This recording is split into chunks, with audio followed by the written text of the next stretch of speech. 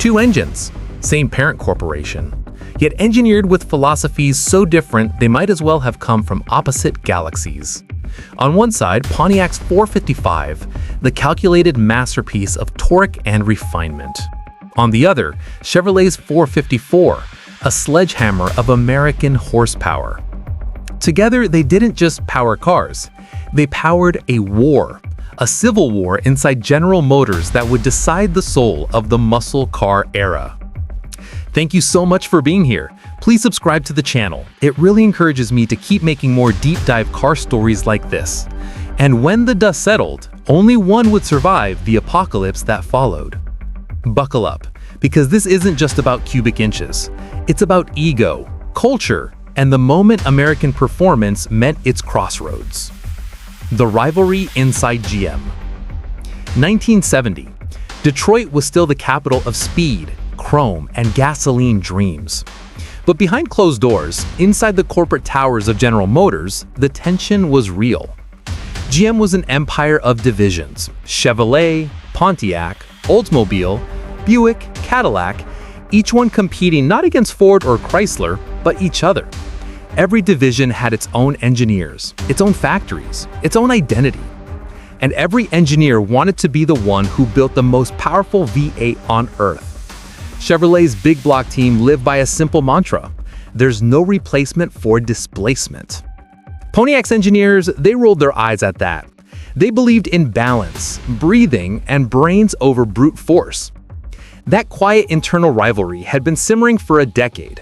Now it was about to explode into the open, in the form of two giant engines born within months of each other: the Chevrolet 454 and the Pontiac 455. To the average car buyer, they looked almost identical on paper, 7.4 liters of Detroit thunder. But under the surface, they represented two totally different visions of what American performance should be. Chevy's approach was the blue-collar hammer: make it big, make it cheap, and make it fast. Pontiac's was the engineer's pen: squeeze every molecule of power from which you have and make it live forever. This wasn't just about cars. It was about identity. And by 1970, identity sold more than horsepower. Engineering philosophies. Let's start with Chevrolet's 454. It debuted in January 1970 as the evolution of the already legendary Mark IV big block family. Born from the 427 that had dominated drag strips and NASCAR tracks, the 454 took that same foundation and simply stretched it. 4.25-inch bores, 4-inch stroke, and a mountain of torque. No exotic metallurgy, no experimental geometry, just pure, scalable power that could slot into a Corvette, a Chevelle SS, or even a dump truck. It was the definition of American practicality, one block to rule them all. Chevrolet's engineers weren't trying to reinvent physics. They were building an engine that could make 450 horsepower on Monday and haul lumber on Friday. The LS6 version of that 454 became a legend. Officially rated at 450 horsepower, unofficially closer to 500. It was brutal, loud, unrefined, and magnificent. But Pontiac looked at that and said, we can do better, not bigger. Their 451 arrived that September. Same stroke length as the Chevy, slightly smaller bore, and an entirely different philosophy behind it. Pontiac had long pursued efficiency through intelligence. They obsessed over port velocity, combustion shape, rod ratios, and airflow harmonics, terms that would make a Chevy engineer yawn, but would later define how modern engines breathe. They didn't have Chevrolet's marketing budget or mass production scale, so their only weapon was engineering. Where Chevy chased raw size, Pontiac chased optimization. They wanted an engine that produced effortless torque at low RPM, revved smoothly to 6,000, and didn't blow itself apart doing it. That's why their 455 used unique heads, distinct combustion chambers, and stronger bottom-end design. The result? An engine that made nearly identical real-world power, ran smoother, and survived longer. It didn't feel like a dragster waiting to explode. It felt like a precision instrument, a scalpel in a world of hammers. And yet both sides were convinced they were right. Inside GM's walls, Chevrolet's dominance was corporate policy. Pontiac's success, almost an act of rebellion. Every dyno poll, every internal memo felt like a shot fired in a war nobody dared acknowledge publicly. But history would remember it as the moment GM reached its creative peak and started its slow descent. The Golden Age. If you could step into a dealership in 1970, you'd feel the electricity in the air. The Chevelle SS 454 LS6 sat under fluorescent lights like a coiled muscle waiting to strike. Stripes, cowl induction hood, and a sticker that quietly whispered 450 horsepower. Down the street, the Pontiac showroom showcased the GTO 455 HO, or the soon-to-be legendary Trans Am with its screaming bird and round port heads. It was the last great summer of American excess, the peak of what would later be called the golden age of muscle cars. Pontiac's 455 HO and later Super Duty 455 weren't just engines, they were mechanical statements. Rated officially at 335 to 370 horsepower, but in reality closer to 400. They ran smooth, started easy, and idled like a luxury sedan, until you hit the throttle. Then it was as if a freight train had been unleashed under the hood. Instant, linear torque that shoved you back from idle all the way to redline. Car and Driver called the 71 455 HO GTO the best balanced performance car GM has ever built. And they weren't wrong. It was refined where others were rough, elegant where others were loud, a true engineer's car in a decade defined by chaos. Chevy's 454 LS6 was the opposite kind of legend. It didn't purr, it roared.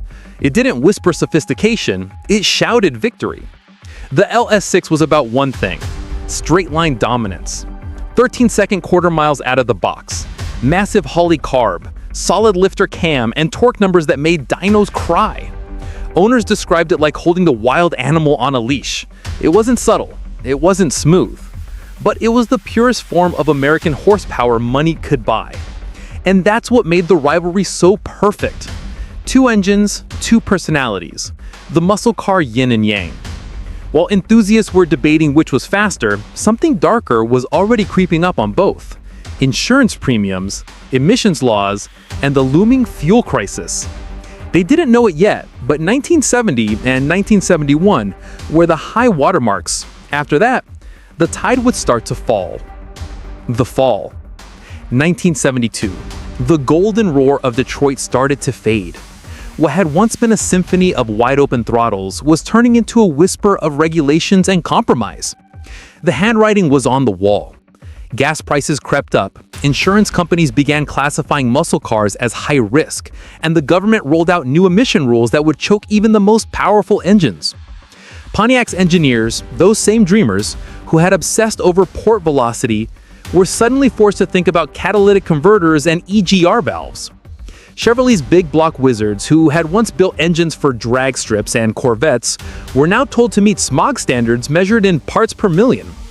Overnight, compression ratios dropped like stones. Cam profiles flattened. Advertised horsepower ratings switched down from gross to net, which made the numbers look even worse. On paper, America's proudest engines lost nearly half their power. The 455 that once made 370 horses was now rated at barely 250. The 454 that had shaken the pavement at 450 HP was reduced to 270 if you were lucky. It was like watching superheroes being stripped of their powers. Pontiac fought hardest. Even with the odds stacked, they tried to prove intelligence could survive bureaucracy. They built the 455 Super Duty, the last great gasp of old-school muscle. Strong internals, round port heads, and a block so over-engineered that it could handle 600 horsepower if you let it breathe. But by the time it reached showrooms in 1973, the party was over. Gas lines stretched around corners, the OPEC embargo hit, and suddenly a 7.4-liter V8 sounded less like freedom and more like a financial mistake. Chevrolet, ever pragmatic, pivoted faster. They detuned the 454 for trucks, boats, and RVs, where torque still mattered more than miles per gallon. The LS6 became a memory, the LS5 a mild echo. By 1975, the 454 lived on mostly in Suburbans and pickups. Its glory days were gone. Pontiac's 455 died slower but harder. They managed to keep it alive through 1976, slipping it into Trans Ams that looked wild, but ran tame compared to their ancestors. Still, enthusiasts could feel something, that heartbeat of defiance under the hood. Even neutered by emissions, the 455 refused to feel ordinary. The muscle car dream hadn't ended. It had simply gone underground. The survivors. When the smoke cleared, only fragments of that war remained. The average buyer moved on to compact imports and fuel efficiency. But for gearheads, the 454 and 455 became instant legends. The last of their kind before computers, before turbos, before catalytic converters became mandatory. In junkyards across America, people hunted those engines like buried treasure. You could walk between rows of rusting cars and still feel history. A Chevelle SS with a missing hood, a GTO half sunk into the dirt. Under the grime, those blocks still carried the DNA of Detroit's boldest era. Hot rodders and drag racers kept them alive. The 454 became the default big block swap for decades because parts were everywhere and torque was cheap. You could bolt one into almost anything with wheels and instantly double its attitude. Pontiac's 455 took a different path. It became the cult hero, the underdog you respected more the deeper you learned. It wasn't about volume, it was about soul. Its smooth, effortless power delivery and deep-throated exhaust note made it beloved among Trans Am owners who saw themselves as keepers of a dying art. Then came Hollywood. In 1977, Smokey and the Bandit lit up theater screens, and suddenly a black and gold Trans Am was the coolest thing on earth. Under its shaker hood, a Pontiac 400. Smaller, yes, but spiritually descended from that mighty 455. Pontiac had lost the war in the boardroom, but won immortality on film. Meanwhile, the Chevy 454 kept grinding away in trucks and boats, proving its reliability and raw muscle year after year. It evolved quietly through the decades, turning into the 502 crate motor, the ZZ 454, and eventually inspiring the modern LS platform that dominates today. The big block may have been tamed, but its DNA lived on in every Silverado and Corvette that followed. Different paths, same heartbeat. Legacy and reflection. Looking back, the 454 and 455 weren't just engines. They were philosophies frozen in metal. They represent two ways of seeing the world. Chevrolet's view that power comes from scale, make it big, make it simple, and let volume win. Pontiac's belief that power comes from intellect, engineer smarter, not larger. Both were right. Both were wrong. And both together created something magical. If you talk to anyone who lived through it, they'll tell you that the early 70s felt like the Wild West. You could walk into a dealership, sign a few papers, and drive away with a car that made 450 horsepower and sounded like thunder. No traction control, no stability assist, just you, your right foot, and the raw hum of American ambition. And when you hit the open road, it didn't matter if it was a Chevelle LS6 or a GTO 455 HO. The feeling was the same. Freedom. Possibility. A sense that maybe, just maybe, the future belonged to whoever dared to press the pedal first. Today, those engines are history pieces, yet they still start conversations at every car meet. Pop a hood at a classic car show, and you'll see people drawn in, not just by chrome or numbers, but by the story, the rivalry, the craftsmanship of a time when even competitors, under the same corporate roof, were willing to fight for what they believed was right. That's the real legacy of the 454 and 455. They remind us that great things come from competition, that passion, even when buried under corporate red tape, finds a way to roar again. And that every generation of car lovers inherits not just the machines, but the spirit that built them. If this story moved you, if it made you feel that pulse of American horsepower, or remember the sound of a carburetor at full song, do me one favor. Hit that subscribe button. It might seem small, but it tells me that these stories still matter, that people still care about the engines, the rivalry, and the humanity behind them. Because the 454 and 455 weren't just mechanical marvels. They were expressions of who we were: bold, competitive, imperfect, but endlessly passionate. So subscribe, share, and keep that spirit alive. I'll keep digging up the stories that deserve to be remembered. I'm Kurum, and this was Pontiac 455 versus Chevrolet 454, the war inside GM that defined the muscle car era. Thanks for watching, and never stop chasing the roar.